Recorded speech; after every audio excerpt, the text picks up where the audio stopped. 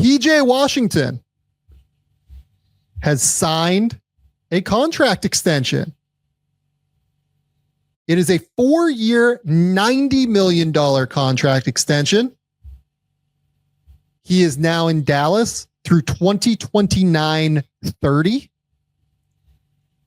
This deal also takes him off of the market for trade this summer. It is bigger this season. For this season, for the next 6 months, and it goes past the deadline at this point. Yep. So this deal is bigger than the percentage increase that he could have gotten in order to stay trade eligible. Are you surprised that the Mavericks did this? Yeah, I mean, I don't love the lack of flexibility now in terms of making a move. I guess the flexibility they do still have is if they convince AD to play the 5 more, Daniel Gafford's jump is not enough to make him not trade eligible. But I just felt like he was the most obvious. PJ was the most obvious. Hey, this could be a real trade piece to go get us a perimeter player. I think Gafford can be that as well if they aren't finding minutes for all of these front court guys. Maybe they truly think they can play all of them together. I don't know.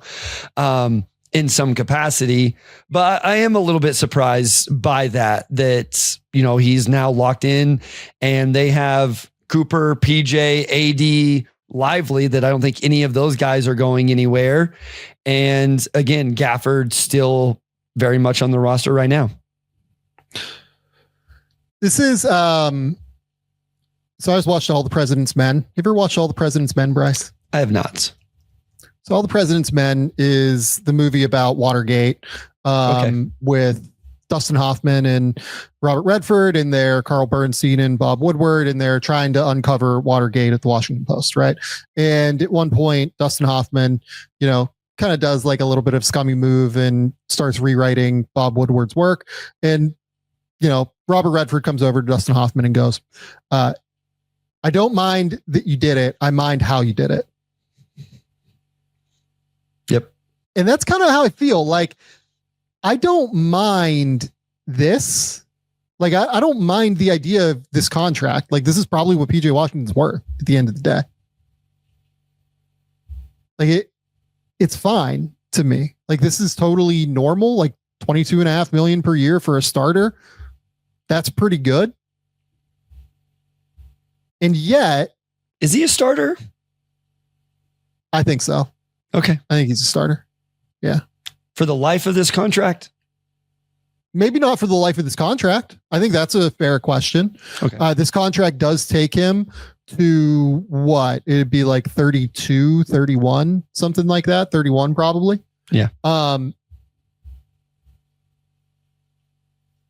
I don't know that he's a starter for the life of the contract, but I think he's a starter for the next 3 years probably. And I think you'd be able to move it pretty easily. Like if he hits the market next summer for, 4 years, 90 million, like he gets that on the market. To be clear, somewhere. I think it's a fine contract also. I don't think it's not a positive, like I don't think it's an overwhelmingly positive contract. I think it's fine. But to your point of the timing. And to the point on his side, PJ's side, I actually think it might be easier for him to get that money now and then get to a different spot. Sure. By doing a trade, like confirming that you get both aspects of it. Right. So that piece of it is interesting, but this takes them off the trade market and they still just have a massive glut of human beings in the front court. Anthony Davis, Daniel Gafford, and Derek Lively are all there. And Derek Lively is a great basketball player. Maybe you look to move him. I don't know. I wouldn't be enthused about it. I think they might just like run this team this year and see what it looks like. Yeah. But my problem with that is that that's going to involve a lot of Cooper Flagg at the 3, and it might involve a lot of Cooper Flagg at the 2. Yeah. And I'm not wildly enthusiastic about that, I would say. Yeah. No, I'm with you there. And I think a big part of it is like, when does Kyrie get back?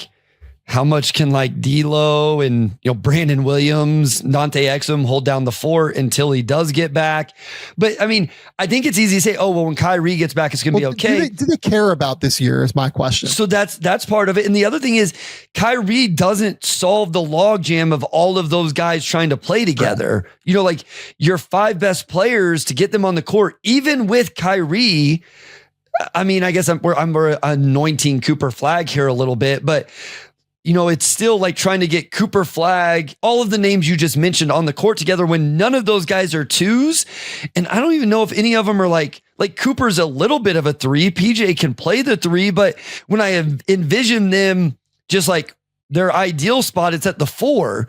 And, so like it just, I'm fascinated to see how Kidd and them figure this out, because I suppose it could go really well, but I also see a path where it's like, it doesn't. And it's really wonky and clunky. And, maybe they're really good defensively, but they have no spacing offensively or no creation offensively for sure is going to be a question mark until Kyrie gets back.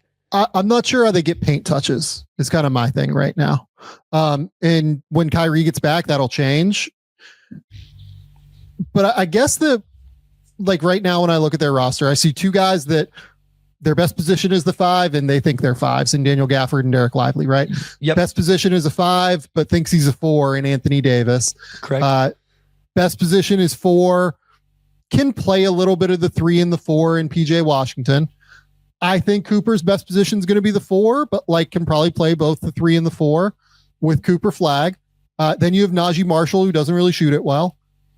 You do have Max Christie, who can at least provide some defensive energy and shooting. He's kind of the 3 and D guy. The other name that you still have here, 2 more here, is Klay Thompson. Klay. Yep. And Klay is going to give you the spacing and the shooting that you need, but he can't really defend anymore. Honestly, Klay's probably best defending 4s at this point, frankly. And look, team defense is so much more than this, right? If I was the Mavs, I'd be looking at getting really funky with zone shit this year. Yes. And getting real weird with how you play in different alignments on defense, right? That would 100% be my strategy. But at the same token, I just am not sure this offense is going to be all that functional, really. And I guess that you can maybe, I think that what Dallas is betting on here basically is that they will get more on the trade market with Daniel Gafford and PJ Washington being under long-term reasonable contracts than they would have if they had moved them this summer. Sure. Because ultimately they're playing the long game in terms of building this. They don't need to go get their guys right now, right? I have questions on that personally. I'm not 1,000% sold that they will get more for Daniel Gafford on 3 years. What is it, 54 million or whatever, 55 million than they would have on a year and 14 million. Maybe they will. Maybe Gafford is well thought of enough in that respect, but you run the risk of injury too with PJ. I don't know, do you think it's easier to get more for him at 14 million where everybody can get involved in a deal basically right now? Or do you think it's easier to get him 4 years, 90 million? I don't know. I actually don't know the answer to that. And obviously the question was, could you have moved PJ in May so that another team could have acquired him and then signed him to an extension in season, which wouldn't have been a possibility now, obviously, or even a month ago. So that's where those are the questions for Dallas right now, more than anything. They're betting on these guys having more trade value next summer now that they have locked them in. And by the way, with the cap going up and up and up, I don't know that that's a terrible strategy, because then these guys are going to continue to make less and less of a percentage of the cap. PJ Washington making 12% of the cap in 2028. Daniel Gafford making 10% of the cap in 2028. That's pretty good, actually. Yeah. I mean, the other thing is you brought it up, and then maybe they don't want to pay Derek Lively, I would want to keep Derek Lively on my team, but he's coming up on those conversations. And so, the next offseason, maybe he's the guy where, you feel like you have Gafford, a 5 who knows he's a 5. I don't think AD's changing his mind, which makes it weird here. Like, because all of a sudden, if you traded Lively, you're going to need AD to play more minutes at the 5, but maybe he's the guy. I'm interested to see if and when they make the move. Like, and that's the thing, is like how they are approaching this season, I think is a huge part of that. Because if they don't feel like they need to go get that backcourt help in the season, either because they're punting a little bit on the season, or they know Kyrie's going to be back and they can weather the storm till then, it makes more sense to hold off. And maybe that allows you to bring Cooper Flag on a little bit slower. I would have liked the flexibility of being able to move these guys. So I think I would have preferred the flexibility, but I can at least see the case. Sure. I guess is where I'm at. And I can see the case for why they did it this way. I don't think their trade value is bad next offseason. I mean, I think, No, definitely not. Or over the summer. Barring an injury. Barring an injury, yeah. I mean, PJ's number does go up almost $6 million, like at 3% of the cap, more. But you're locked into the years, and assuming he has a good year, isn't hurt, whatever. Like you said, if you're trading him to a team, it's probably to be a starter for that team, and that team is probably going to be fine paying that percentage of the cap to their starting 4-man. I think that if I was them, the opportunity cost here is just, can you get your picks back a little bit, right? Can you replenish some of the pick value that you've lost recently? And I think I would have rather gotten the flexibility that comes with the picks when I know what somebody like PJ Washington's trade value is now. Like, I do think they would have gotten a first round pick for PJ Washington. And I think I would have rather just had the increased flexibility of that in my asset cash or whatever. Sure.